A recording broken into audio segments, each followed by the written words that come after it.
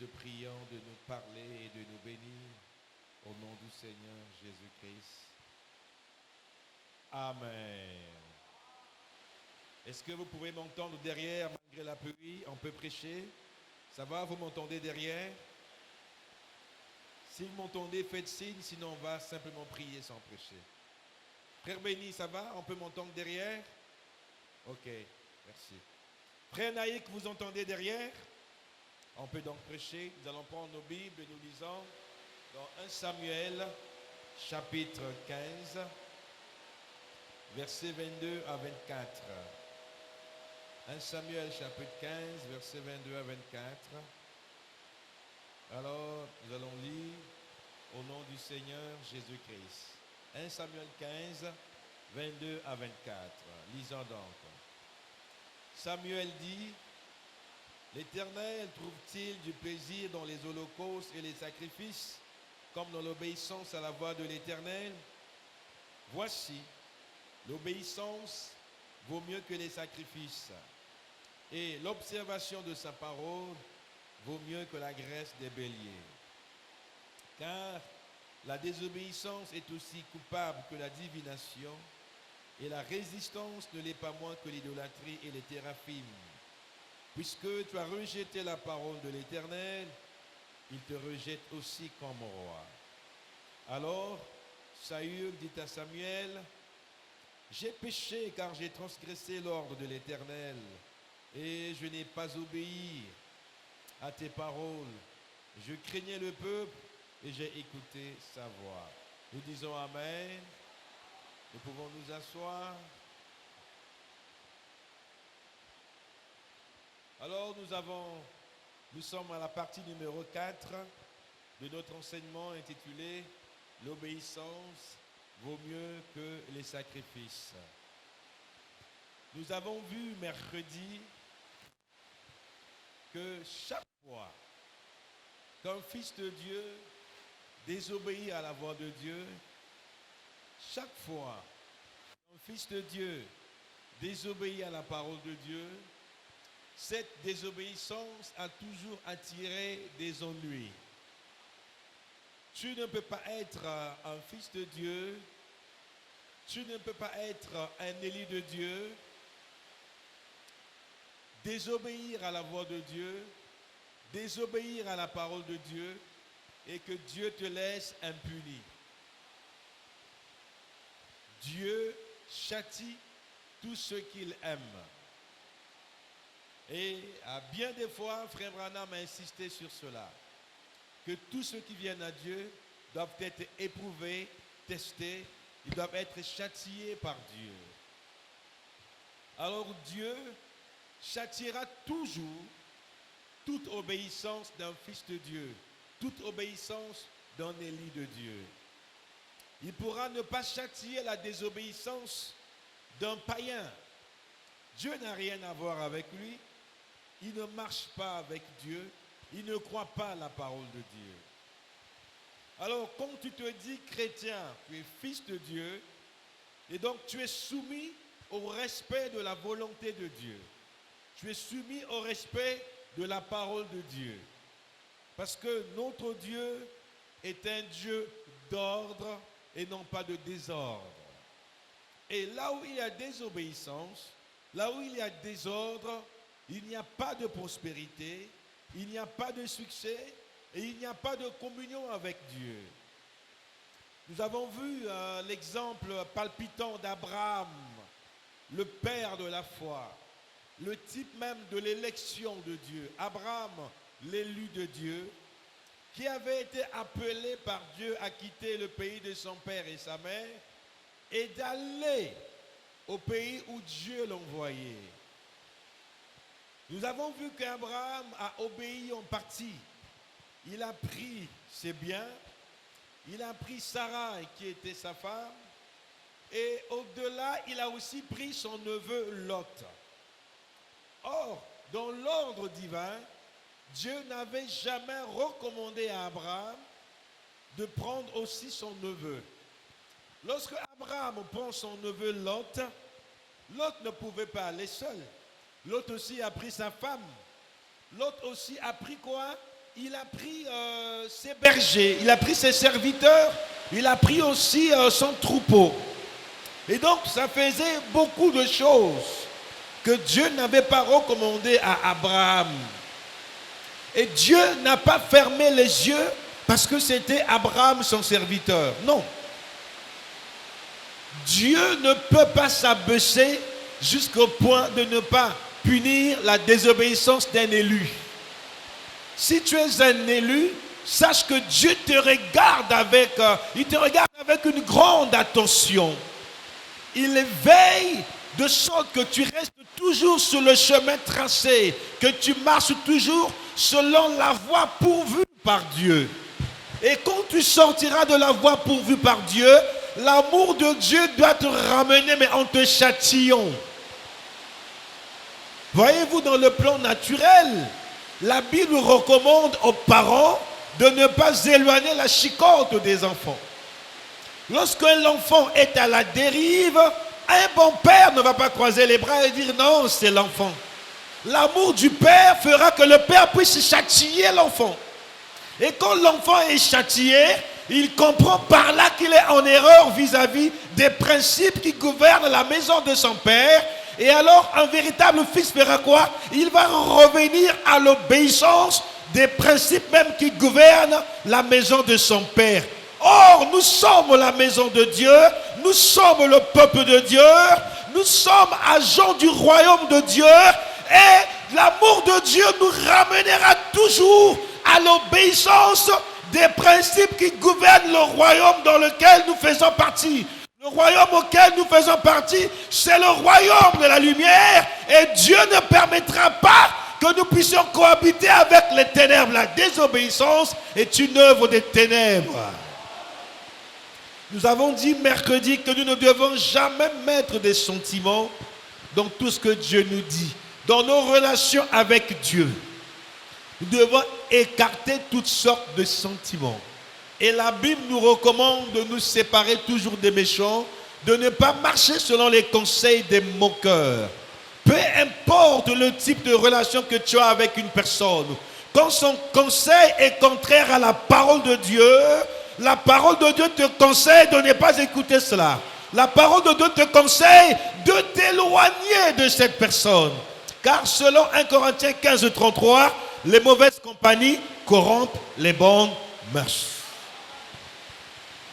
Il y a des gens qui ne commettaient pas le mal. Il y a des gens qui n'étaient pas des ivrognes. Mais qui, à force de vivre aux côtés des gens qui consomment l'alcool, ils ont résisté au bout d'un certain temps. Mais à force de les voir, ils diront, tu nous vois, ça ne fait rien de mal. C'est juste un peu, prends juste un verre. Un jour, il va dire, bon, comme vous insistez, je prends juste un verre. Un verre, ça deviendra 2 verres.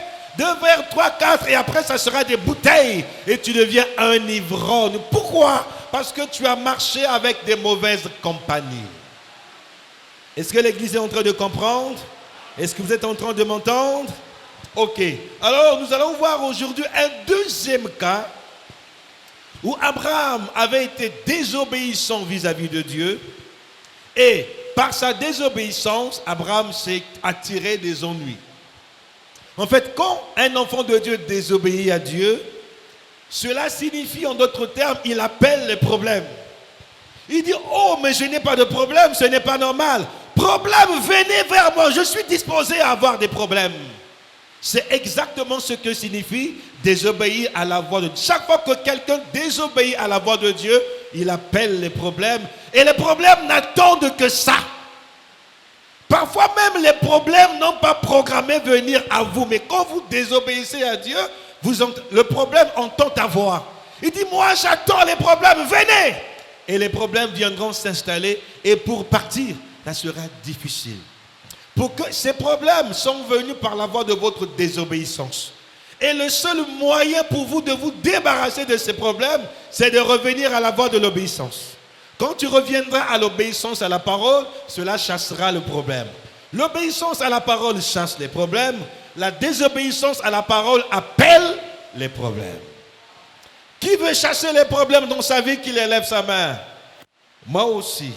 Alors, chassons toute désobéissance.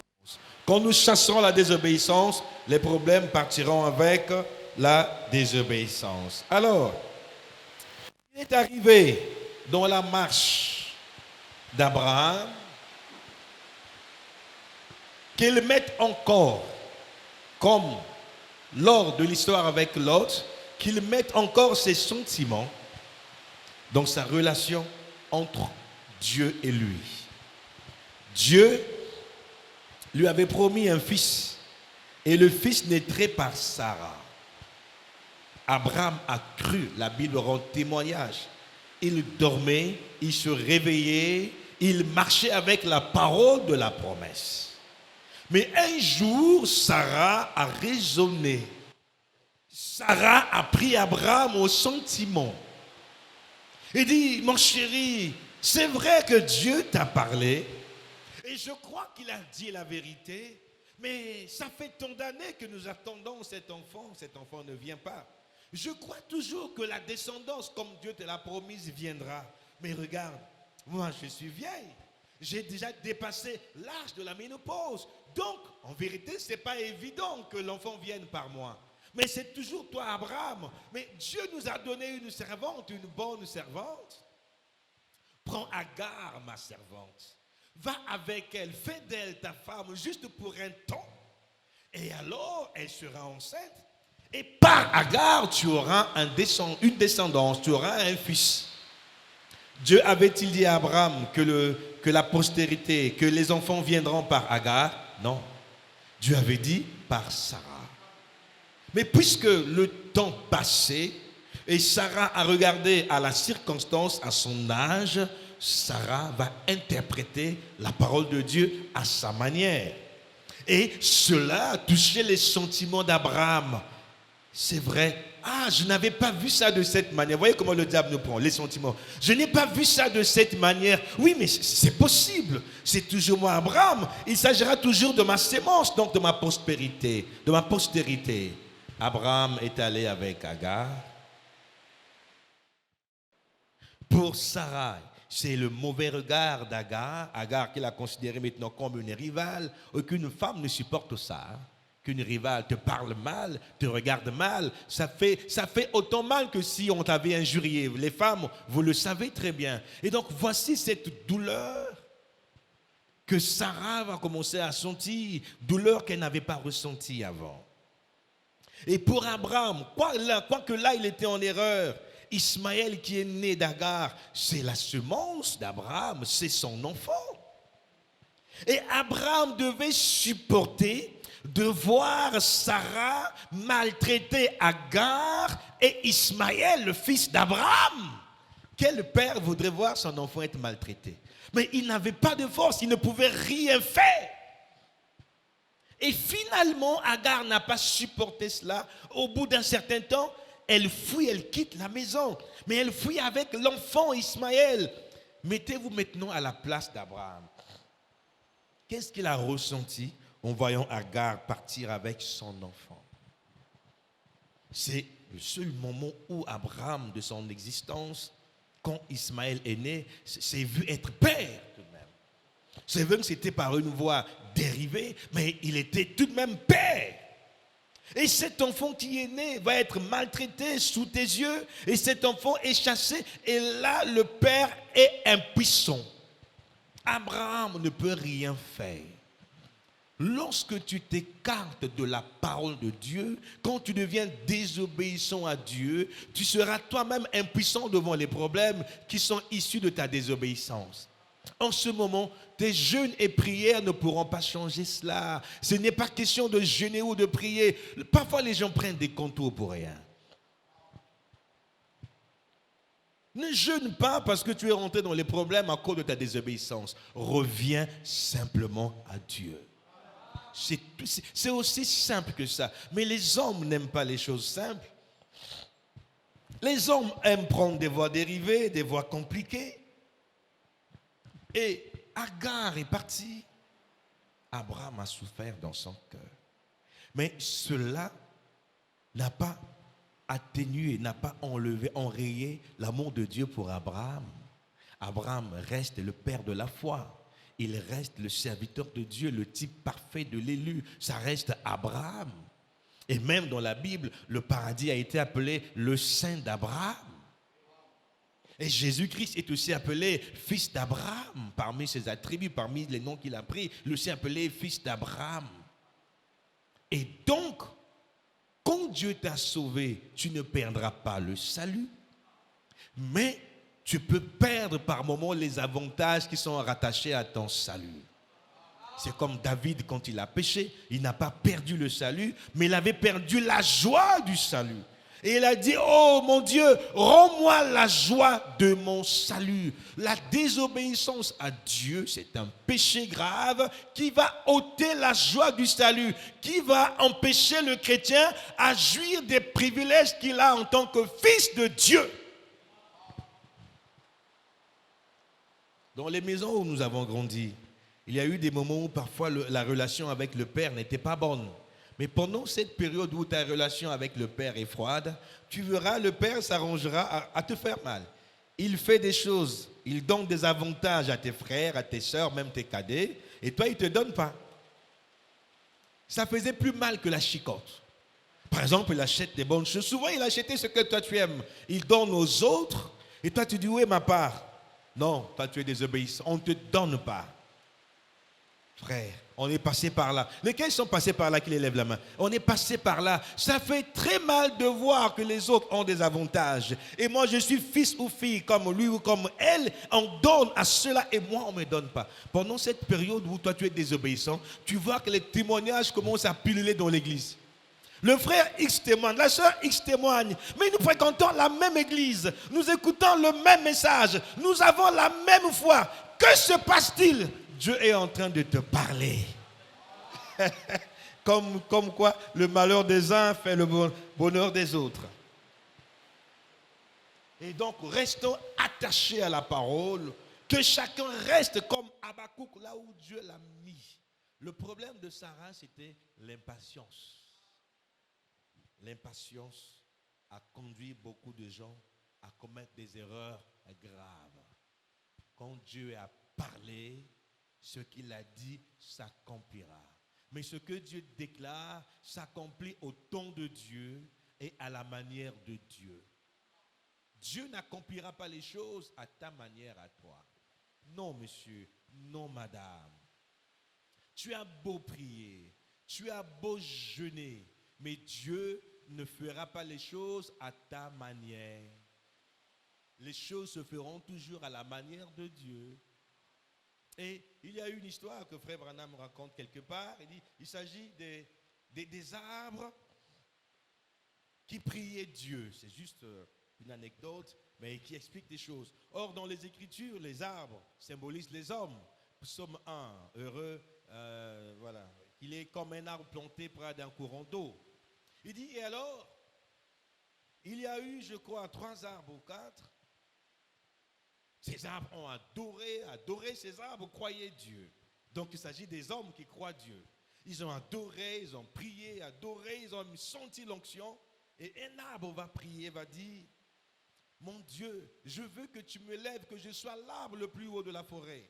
De sorte que quand je serai tellement haut et quand les gens me regarderont de ma hauteur, ils comprendront qu'il y a un Dieu au ciel. C'était une prière. Et finalement, quelques moments après, il y a une personne qui passe dans la forêt, qui voit cet arbre, il va couper cet arbre. Les autres arbres qui étaient dans la forêt ont dit, ah, mais si c'est ça, croire Dieu, si c'est ça, faire la prière, et après on te coupe, tu te retrouves à terre, je préfère moi ne pas prier. Mais lui, il a prié, mais finalement, on lui a coupé, il ne sert à rien. Un autre arbre prie. Il dit, Seigneur, je te bénis pour ce que tu as fait. Mais moi, je veux que je sois un grand arbre de sorte qu'un jour, par moi, on puisse construire un grand bateau. Et que les hommes, quand les hommes entreront dans ce bateau, je serai honoré. Et toi, tu seras honoré. Et cet arbre qui voulait par lui devenir un grand bateau, il va être coupé aussi par les gens. On vient, on coupe cet arbre-là. Et finalement, on ne fait rien, on laisse l'arbre-là. L'arbre se trouve à terre. Un autre arbre, un troisième arbre va faire la prière, va dire, Seigneur, quant à moi, je ne demande pas de grandes choses. Je veux la simplicité, des choses simples. Pour moi, Je voudrais que je sois un lit. Que par moi, par le bois qui sorte de moi, qu'on puisse fabriquer un lit. Et le lit où le roi, toi le roi, tu vas dormir. Que ce lit-là soit issu du bois qui vient de moi, Seigneur. Cet arbre a prié. Et finalement, à un moment donné, quelqu'un venait et a coupé cet arbre. Cet arbre se trouve au sol. À terre, disons. Les autres arbres de la forêt ont dit, ah non, cette histoire-là, c'est pas bon. Moi, je ne prierai pas. Parce que il paraît que Dieu exauce les prières. Ces trois-là, ils ont prié et finalement on les a coupés. Dieu n'a rien fait. Donc ce n'est pas la peine de prier parce qu'ils ont prié. Leurs prières n'ont pas été exaucées. Or, en vérité, la prière de chacun de ces arbres a fut exaucée. Et je vais vous expliquer. Cela a pris des centaines d'années, des années et des années. Et finalement, un jour suivait, quelqu'un va venir, il avait besoin de construire une place, une mangeoire, une place pour ses animaux. Construire une étable. Donc l'endroit où les animaux dorment, où on nourrit les animaux. Et il part dans la forêt, il voit un arbre qui avait déjà été coupé. Il dit, le bois de cet arbre peut me permettre de façonner, de façonner la place, l'endroit où les animaux vont manger et dormir. Alors finalement, c'est cet arbre-là qu'on prend. Ce monsieur fait quoi? Il va aller construire une mangeoire où l'on met les animaux. Et finalement, les autres arbres se moquent. Oh, lui, il a demandé qu'il soit le lit du roi. Et finalement, on l'a pris, c'est l'endroit où dorment les animaux qu'on va faire avec lui. Cette affaire de la prière, là, finalement, c'est pas bon, ça ne marche pas. Mais dans ce cas-ci, suivez là où c'est important. Un jour, le roi Jésus va quitter le ciel. Il vient sur la terre. Marie est enceinte. Et au moment où Jésus doit naître, on a cherché des places dans l'hôtel, dans les hôtels. Il n'y avait pas de place pour lui. Et finalement, Jésus va naître où? Dans une mangeoire, dans une étable. Et donc, le roi a dormi là où? Oh, j'aime le message, c'est merveilleux. Jésus est né, donc le lit de Jésus, c'était où? Une mangeoire. La prière s'est accomplie, mais pas à la manière dont l'arbre s'attendait. Ça s'est accompli au temps de Dieu et à la manière de Dieu. L'autre arbre voulait qu'on fabrique un grand bateau par lui. Et dans ce bateau-là, pour que le Seigneur monte dedans. Et finalement, un jour, quand Jésus grandit, il commence sa mission. Il va rencontrer un homme qu'on appelle Pierre. Pierre était un pêcheur. N'est-ce pas?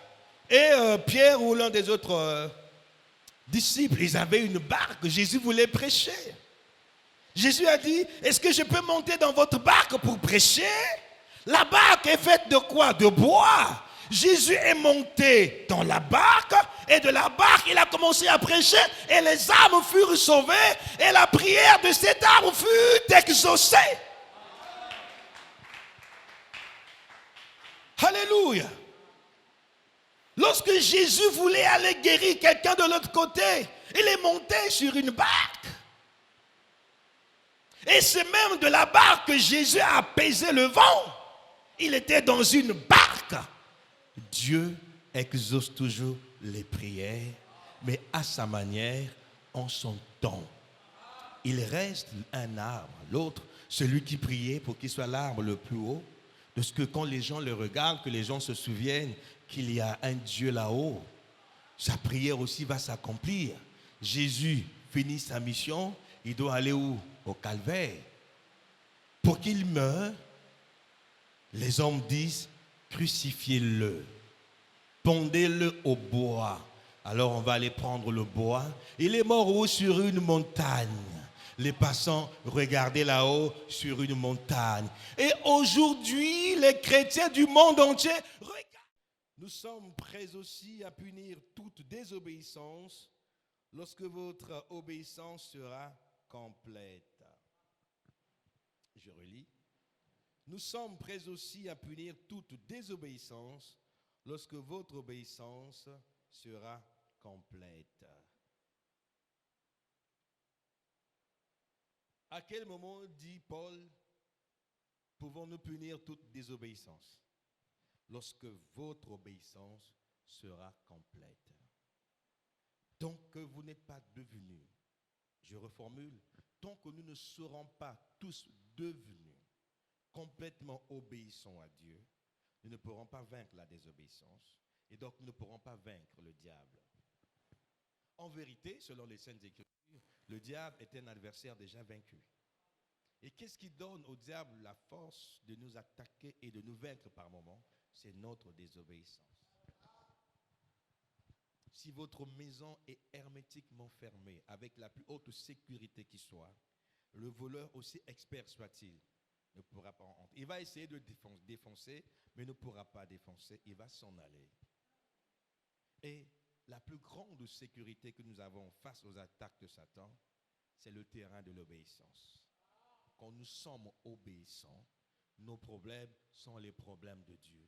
Nos affaires sont les affaires de Dieu. Alors Dieu doit agir comme Père, comme protecteur, comme créateur, comme notre Dieu. Mais si nous sommes sur le terrain de la désobéissance, le diable est un accusateur et Dieu est le juste juge. Si le diable t'accuse d'un fait que tu as réellement accompli, que pourra-t-il faire le Seigneur? Et l'Écriture dit, si les fondements sont renversés, et le juste, que fera-t-il? Tu ne pourras rien faire hors des fondements de la parole. Et la parole de Dieu, et la parole est le fondement fondamental de la foi, dit frère Branham. La foi n'a pour lieu de repos que la parole de Dieu. Si tu sors de la parole de Dieu, le reste, ce sont des émotions, ce sont des impressions, des sensations, des sentiments. Mais ce n'est pas la foi. La véritable foi est issue de la parole, la pure parole de Dieu, de la parole de la promesse. En dehors de la parole de la promesse, parlez d'autre chose, parlez de conviction, mais ne parlez pas de la foi. Et la foi véritable, c'est l'obéissance à la parole de Dieu. Tous, nous avons besoin de réussir, y compris moi.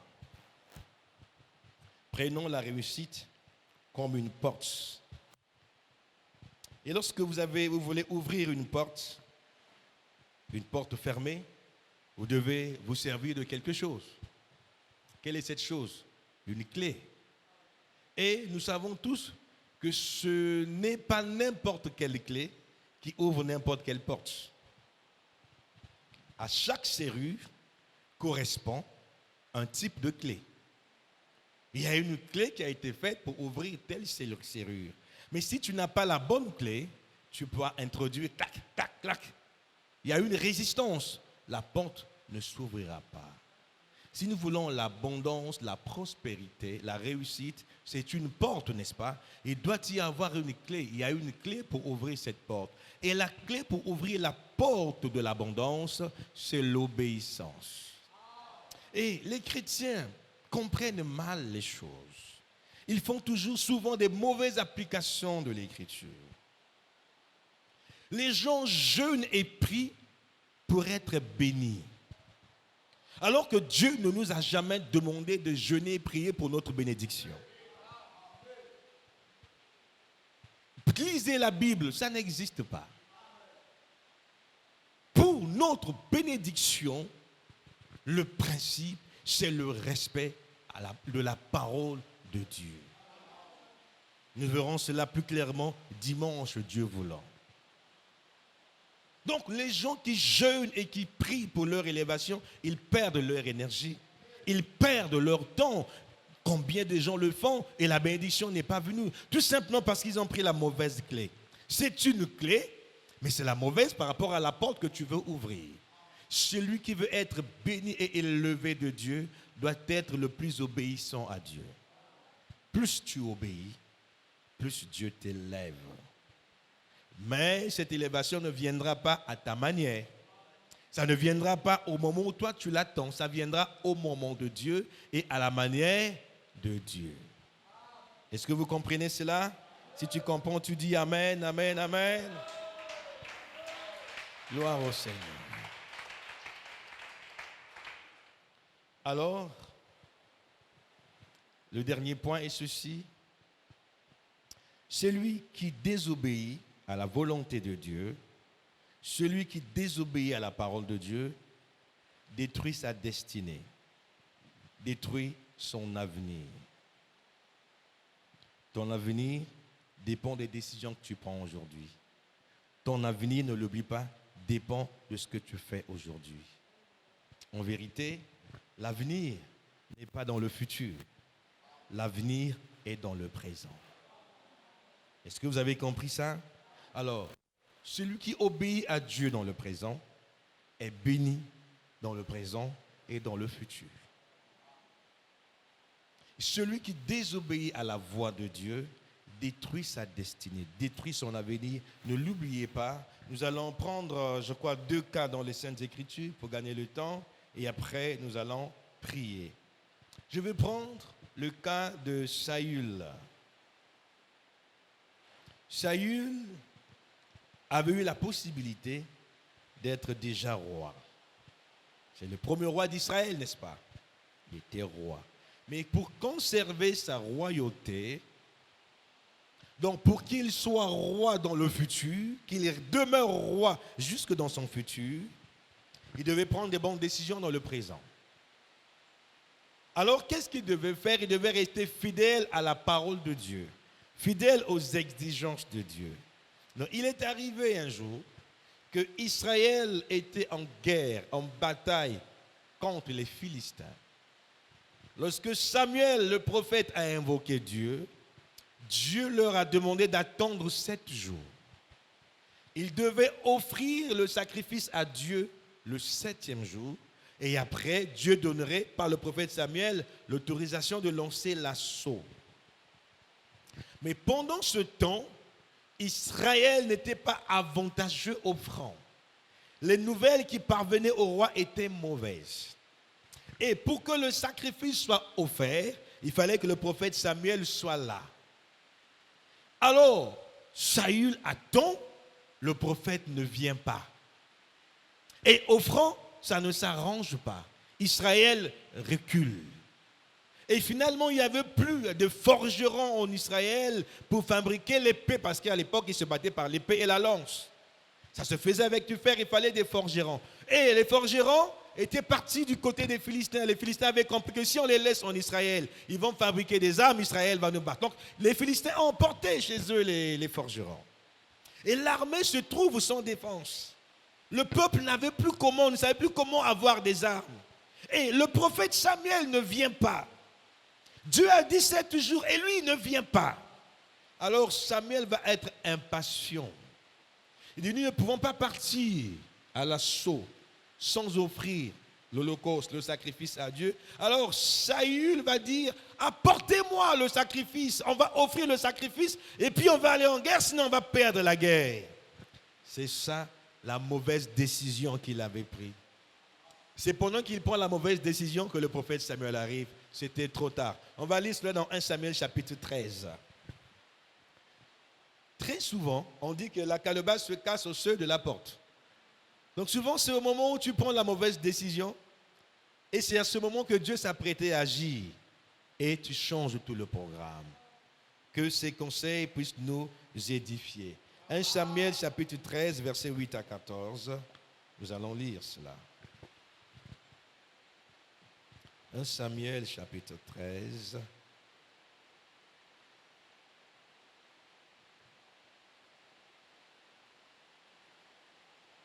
Ok, j'y suis.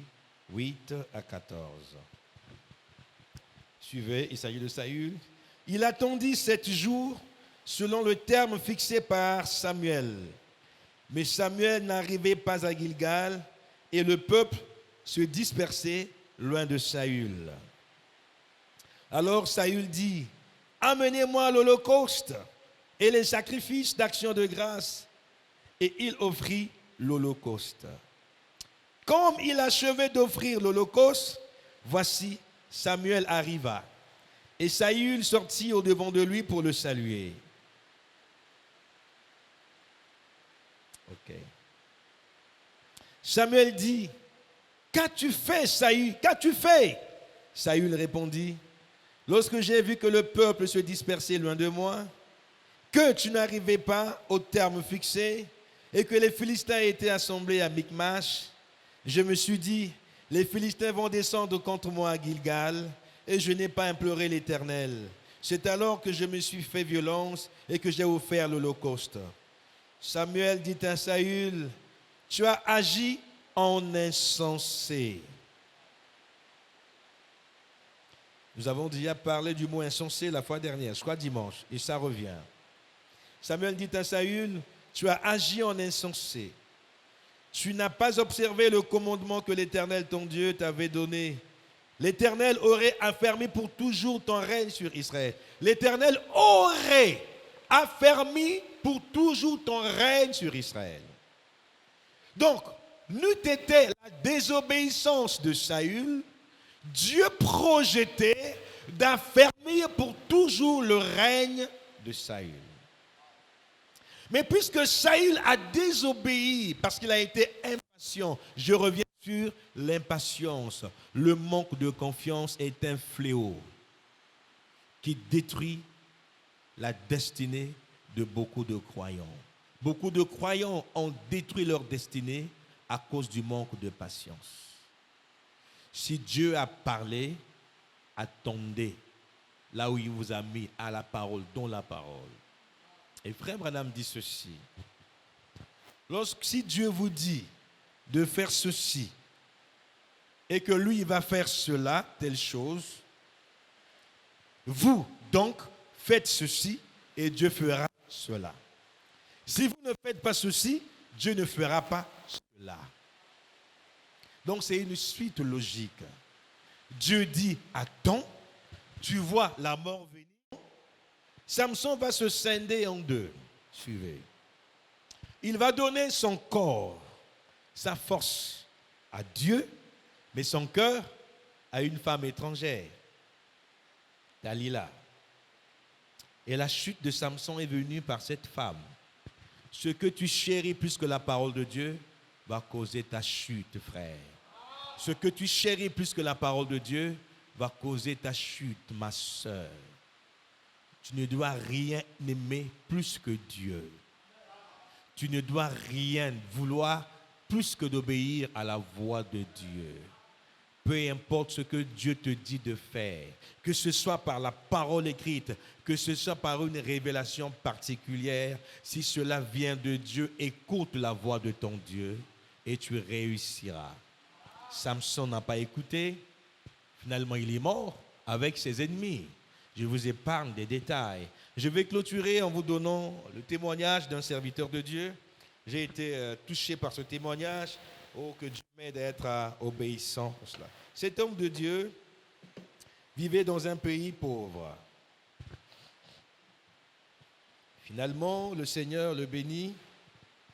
Il lui donne une voiture de marque, une belle voiture. Il en avait deux, une pour lui et une pour sa femme.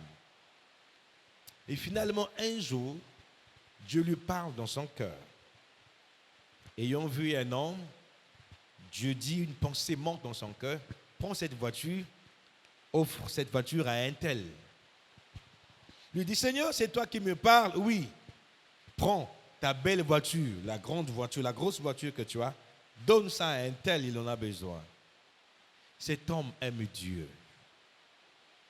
Il va à la maison, il en parle à sa femme, il dit, ah écoute, j'ai un problème. Dieu m'a parlé. Dieu m'a dit de prendre la belle voiture que nous avons là, de la donner à un tel. La femme dit, ah il faut que tu pries pour savoir si ça vient de Dieu ou du diable. Parce que Satan aussi parle.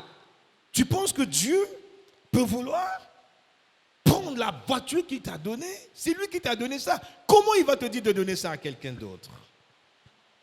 À l'instant, cet homme pense à Abraham et dit, ah, lorsque Dieu avait dit à Abraham de sacrifier Isaac, si Abraham avait demandé la vie de Sarah, Sarah aurait pu dire non. Pourquoi j'ai parlé de ça à ma femme?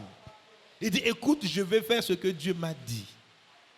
Cet homme obéit, suivez, il offre sa plus belle voiture. Et l'autre voiture était une petite voiture, la voiture de sa femme. Seulement, quand il partage la belle voiture, la grosse, comme Dieu le lui avait commandé, la petite voiture tombe en panne. Et la femme revient à la charge. Tu vois, je t'avais dit, si c'était la volonté de Dieu, cette voiture qui nous reste ne serait pas tombée en panne. Comment se fait-il que Dieu te dit de donner la voiture? Et tu donnes, et la seule voiture qui nous reste est tombée en panne. Mais regarde, on a du mal à se déplacer. Que faire pour déposer les enfants à l'école? Que faire pour faire ceci? Toi, tu vas aller prêcher, tu vas à pied. Alors, il commençait à prendre le taxi. Finalement, un jour, suivez la foi, l'obéissance, ça paye toujours. Il a obéi. Apparemment, c'est les difficultés qui sont venues. Mais cela cachait une gloire derrière. Il a obéi. La situation semblait s'empirer. Alors un jour, alors qu'il se promenait en ville, il voit quelque part, on vend des voitures neuves. Il voit une grande, plus grande que ce qu'il avait partagé, plus jolie, plus imposante que ce qu'il avait partagé. Il dit, oh, j'aime cette voiture. Il dit, quand il a regardé, il a pensé à ça, la parole de Dieu concernant Abraham est montée dans son cœur. Il dit, un jour, Dieu a dit à Abraham, lève les yeux. Le pays que tu vois, tout ce que tu vois t'appartiendra à toi et à ta descendance. Lui dit, oh, mais moi je suis un fils d'Abraham par Jésus. Donc, selon la promesse que tout ce que je vois, si j'aime ça, cela m'appartient. Il dit, ah, puisque mes yeux ont vu la voiture là m'appartient. Alors, il dit, il n'avait pas l'argent. Pas d'argent. Il va, il entre, il va le responsable, le directeur. Il dit, monsieur le directeur, j'ai besoin de cette voiture, je veux l'acheter. Ça coûte combien? On lui dit ce que ça coûtait. Je ne dis pas le prix. Les belles voitures coûtent cher. Et on lui demande, monsieur, vous voulez à crédit ou bien vous payez cash? Il lui dit, je vais payer cash. Le monsieur lui dit, vous êtes sûr? Il dit, mais même l'administration, les autorités publiques, l'État, quand l'État vient acheter chez nous, c'est toujours à crédit. Et toi, un particulier, tu veux acheter cash la voiture de ce montant? Il dit, oui, oui, je vais payer cash. D'accord, ok, mais il fallait établir un chèque. Il établit le chèque. Mais dans son compte, il n'y avait même pas la moitié ni le tiers du montant. Il établit le chèque, il lui donne. Le monsieur lui dit, bon, mais allez-y à la banque, allez faire authentifier votre chèque et vous revenez et puis cela va suivre la procédure. Lui dit, écoutez, je n'ai pas le temps, hein. Prenez, je vous donne l'autorisation. Allez-y faire authentifier, lancez la procédure et quand cela est à terme, vous m'appelez. Il dit, ok. Alors lui, il s'en va. Il arrive à la maison, il dit, ah, qu'est-ce que j'ai fait? Il prend la Bible, il lit la parole de Dieu, il lit la promesse de Dieu. Il dit, Seigneur, je suis un descendant d'Abraham. J'aime cette voiture. Je la veux. Et l'or et l'argent t'appartiennent. Seigneur, tu m'as parlé, j'ai obéi. Maintenant, glorifie-toi. Il dit, quand il a prié, il finit de prier, il dit, Amen. Son téléphone sonne. Allô, bonjour, êtes-vous le pasteur Intel? Oui, je suis le pasteur Intel. Je vous appelle pour vous dire qu'une fois vous aviez prié pour moi. Je souffrais de tels problèmes et j'ai eu la solution. Il dit, pasteur, est-ce que vous avez un problème? Il dit, non, tout va bien. Il dit, mais la nuit, je n'ai pas dormi. Le Saint-Esprit m'a dit que vous avez un problème d'argent. Et il m'a demandé de vous donner de l'argent. Il dit, donc je viens de faire un transfert dans votre compte. Le pasteur dit, un transfert?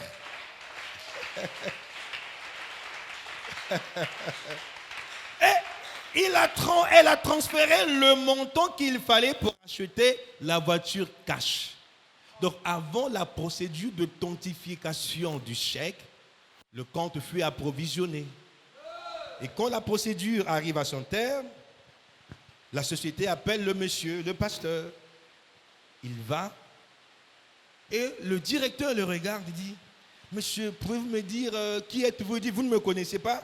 Je suis le pasteur Intel. Ah, j'entends parler de vous. C'est vous? Il dit, oui, oui, c'est moi. Il dit, finalement, il fallait que ce soit un homme, un serviteur de Dieu pour acheter une voiture de ce prix-là cash. Et donc, Dieu existe. Donc, dit, monsieur, et puis le pasteur dit, ok, maintenant, il y avait une autre voiture. Il dit, je viens d'acheter cash une voiture. Il a pensé à sa femme. Il dit, bon, l'autre voiture là, je la veux, mais à crédit. Le directeur dit, monsieur, pour vous, il n'y a pas de problème. Venez, on va signer, vous allez prendre les 2 voitures. Alléluia. Et ce pasteur fait un commentaire. Il dit, voici que Dieu permet à un païen de me dire que moi, je n'ai pas de... Il dit, pour vous, il n'y a pas de problème, je n'ai pas de problème. Il dit, mais c'est vrai. À la croix, Jésus a pris mes problèmes. Il s'est dépouillé. Il est mort nu pour que moi, je sois habillé. Il a vécu comme un pauvre pour que moi je sois riche. Pourquoi je veux dire que j'ai des problèmes? Pourquoi je vais vivre comme un malheureux? Dis, le problème, c'est que je dois être obéissant. Et chaque fois qu'un fils de Dieu obéit, oh mes frères, frère béni, tu veux te marier. L'or et l'argent appartiennent au Seigneur. Sois seulement obéissant. 2 millions, 3 millions, 5 millions, ça coûte quoi devant le Seigneur? Dieu est capable de donner plus que ce qu'il faut pour le mariage. Il est capable. La Bible dit, ne promène pas des regards inquiets. Pourquoi s'inquiéter quand nous savons que notre Dieu est vivant? Pourquoi s'inquiéter quand nous savons que notre Dieu est puissant? Ne t'inquiète pas pour ton avenir, fils de Dieu. Si tu es obéissant à Dieu, tu as un avenir merveilleux. Tu as un avenir radieux. Que Dieu vous bénisse.